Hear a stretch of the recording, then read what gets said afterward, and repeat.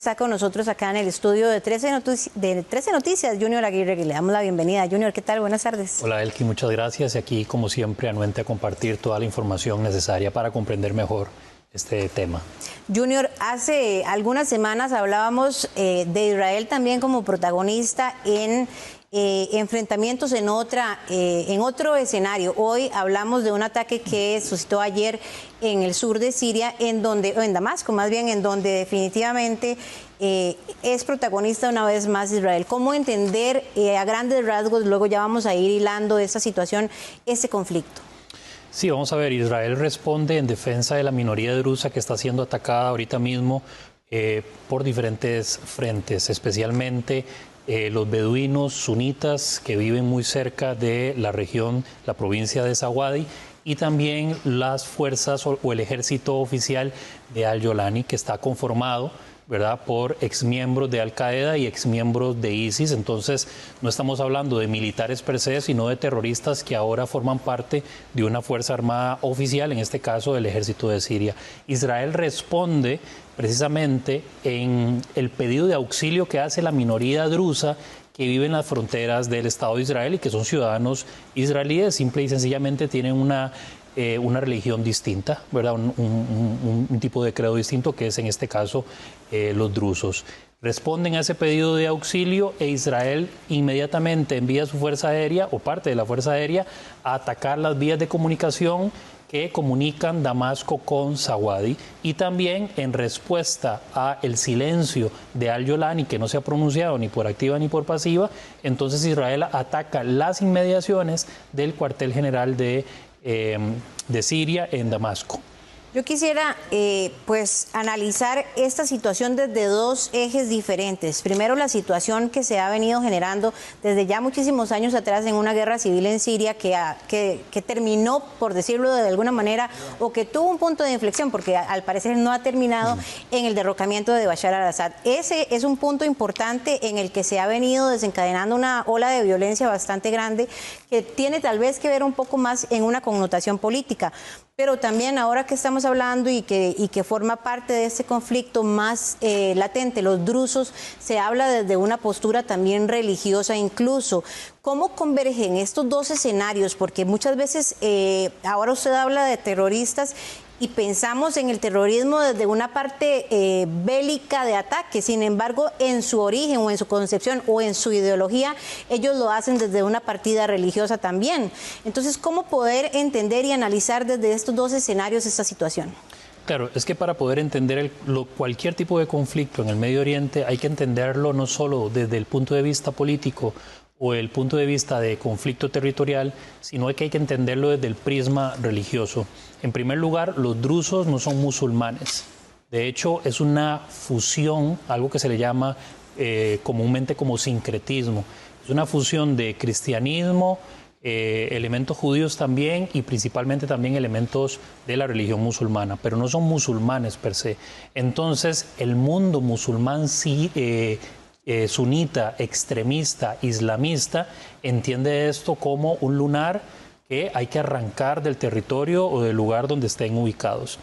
Entonces, cuando Al-Jolani llega al poder, una vez que derroca a Bashar al-Assad, este ejército de Al-Jolani era miembro de agrupaciones terroristas. Al-Jolani era de Al-Qaeda y luego pasó a ser miembro de ISIS y luego se separa de ISIS. Y todo lo que lo siguieron en este derrocamiento de al-Assad hace algunos meses fueron miembros de agrupaciones terroristas reconocidos básicamente por todos los países o la gran mayoría de los países de las Naciones Unidas. Entonces, cuando ellos llegan al poder, el objetivo obviamente es hacer una especie de brainwash y también un lavado no solo de cerebro, sino también de imagen hacia el mundo occidental. Y de hecho, Al-Jolani es reconocido como presidente de facto por algunos países de la Unión Europea, inclusive también por Estados Unidos, ¿verdad? El presidente que va a estar en un proceso de transición.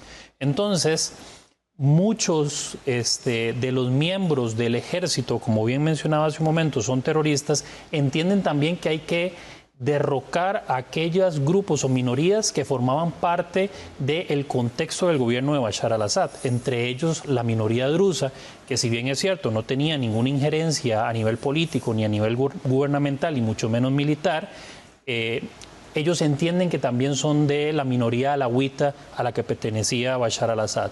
Entonces van a atacarla debido a una serie de elementos que comentábamos ahora y que vos me decías, ¿verdad?, que apuntaba muy bien, que tenían que ver con una fake news, que era aparentemente que se había filtrado un audio donde el líder druso de este grupo religioso blasfemaba contra el profeta Mohammed, y eso es, por supuesto, desde el punto de vista del Islam sunita, una herejía, y a los herejes se les combate básicamente pues acabando con la vida de ellos.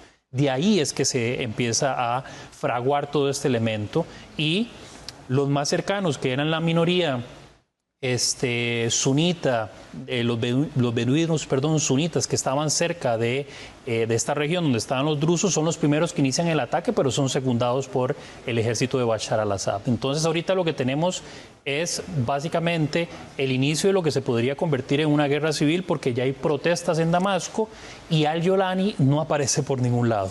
Que es muy interesante, y me parece que Siria es uno de los países de Oriente Medio más diverso también. Hay muchísimas minorías, e incluso el nuevo líder de Siria, después del derrocamiento, había dicho y se había comprometido con una unidad de ellas, lo cual es muy difícil precisamente porque se basan en mucho en credos, en ideologías religiosas, y son muy diversas. Ahora que usted lo decía, e incluso me gustaría mucho tal vez utilizar los minutos que nos quedan para poder profundizar en los drusos, porque es una comunidad, además de muy pequeña, que tiene una historia muy interesante con respecto a los cerrados que son en su ideología, e incluso no permiten la mezcla entre otras etnias o credos religiosos. Sí, como bien mencionás, Siria, al igual que, por ejemplo, el Líbano, son una gran diversidad de minorías representadas. De hecho, en el Líbano hay minoría drusa también. Los drusos tienen una particularidad y es bastante interesante. De hecho, son una comunidad, como bien mencionas, muy cerrada, que no permite los procesos de conversión, ni tampoco son proselitistas. A diferencia, por ejemplo, del Islam, que sí es proselitista y que podríamos decir es más abierto a recibir personas que no son de su religión para convertirlas. Los drusos no. Esto porque también se consideran una religión no solo, digamos, desde el punto de vista ideológico, sino desde el punto de vista étnico. Entonces no admiten ningún tipo de conversión, ni que un miembro de su comunidad se case con una persona que no es drusa. Eso no quiere decir que no ocurra, ¿verdad? Por supuesto que ocurre. El tema con esto es la fusión de los diferentes elementos que los islamistas y los diferentes líderes de las umas musulmanas consideran que los drusos están realizando herejías, y esas herejías se pueden traducir en una serie, ¿verdad?, hablando aquí a nivel religioso, en una serie de, digamos, maldiciones a lo interno del país, porque los drusos combinan el Islam con el cristianismo y con algunos elementos del judaísmo, ¿verdad? Entonces, para ellos, Jesús, por ejemplo, es un profeta muy importante, ¿verdad? Al igual que Mohammed también es un profeta muy importante, o Abraham también. Entonces, esta mezcla de ideas, precisamente al final lo que traen son conflictos en una religión como el Islam, que se considera en muchas ocasiones muy purista. Ahora, que usted habla de eso, vamos a ver, los drusos es una comunidad alrededor de millón y medio en todo el mundo. Y hay 3 lugares que son como los más destacados: Siria, Líbano e Israel. Así es.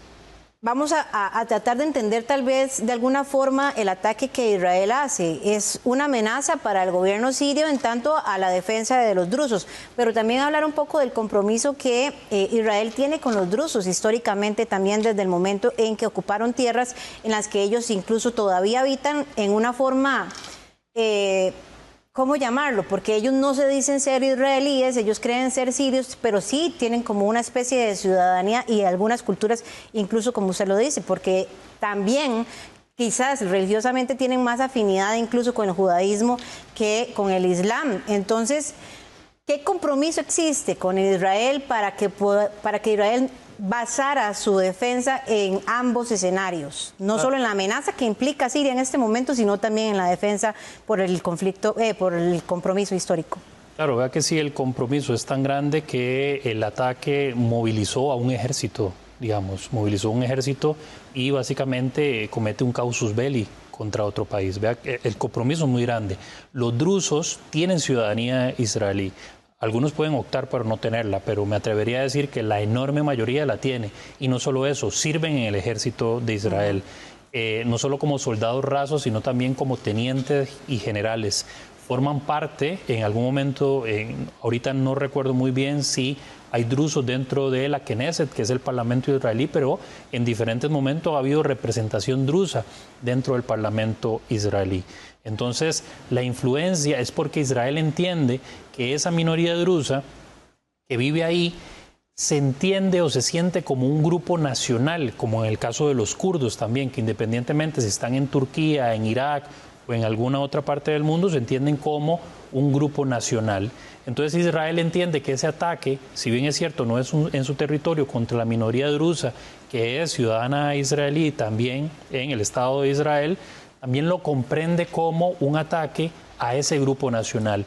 Y este ataque defensivo se realiza única y exclusivamente por la presión y la petición que hicieron la minoría, que son más o menos 150.000, 200.000 los que viven en Israel, que insistieron que ayudaran a sus hermanos porque entienden que, independientemente si es una religión, se entienden como un grupo nacional también.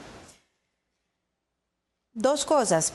Lo primero, ahora en un chat que compartimos, usted manifestaba o hacía evidencia del daño humano que se ha provocado en el sur de Siria y que no deja de ser un escenario que se está viendo en los últimos meses y años también en todo Oriente Medio. No es algo aislado en la región de las informaciones que vemos día con día. Hoy por hoy estamos hablando de los drusos y que ya suman alrededor de 300 personas fallecidas y 500 o un poco más según una ONG en el conflicto como tal. No deja de ser esto un impacto humano por más razones que se tengan a nivel mundial o de acuerdo a las etnias. Sí, así es. El impacto de la cantidad de drusos que ahorita han perdido la vida en una población tan pequeña es un impacto muy grande, ¿verdad? Estamos hablando casi que hayan perdido la vida aproximadamente 300 personas. Estamos hablando casi de un porcentaje, ¿verdad?, bastante alto en relación a otros conflictos donde mueren diferentes grupos nacionales, ¿verdad? Entonces, yo creo que Israel también entiende, y los drusos, que una de las imágenes que también he estado compartiendo y he estado comentando, es la de la minoría drusa rompiendo la malla fronteriza que divide o separa a Israel de Siria para ir a defender a sus hermanos, como ellos los llaman, ¿verdad?, nuestros hermanos, sus conciudadanos, o que pertenecen desde el punto de vista de ellos a ese mismo grupo nacional.